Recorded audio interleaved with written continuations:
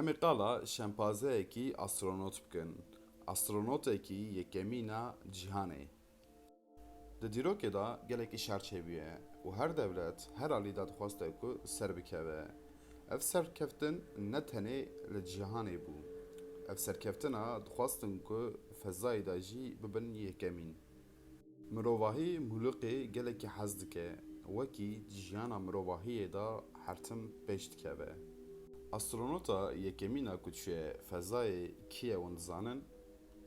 Kabên em bi hevdûra mêzekin astronota yekemîn kî ye?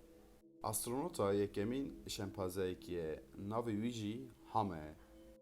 Netewayîkî gernas an jî ji bo fezayê hatibû qurbankirin bû gelo? Ka em çîroka Ham mêzekin. 1975 da li Kamerûn hate dinê. Şempazeyekî gelekî asayî bû, wekî şempazeyê dinê. Ji aliyê nêçîrvana hate dîtinê û hate firotinê. Dema hate Amerîkayê hîna yek salî jî nebû. Di saliyê xwe de ji aliyê asayişa Amerîkayê hate kirînê û ji aliyê zanîstvana gelekî perwerdahî dîte li ser fezayê. Ham di nava çil şempazeya da bû yekemîn, gelekî jîr bû û baaqil bû. Roja ku şandim fezayê tenê cilê fezayê lêkirin. Wesayîta Ham 25 metre bû, navê wî jî Merkurê bû. Di nava saeta da wesayîta fezayê ji dinê 255 kilometre dûr kete. Di nava 12 deqe da wesayîta Ham zivirî cîhanê. Ham li behra Atlantikê kete xwarê. Dîrokê da Ham ajala yekemîna astronot e.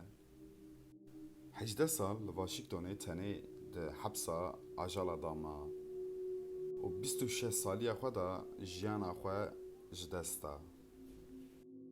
Ham di dîroka mirovahiyê de gelekî cikî girîng digire ji ber ku astronotekî yekemîn e û derê fezayê ji me re vekiriye.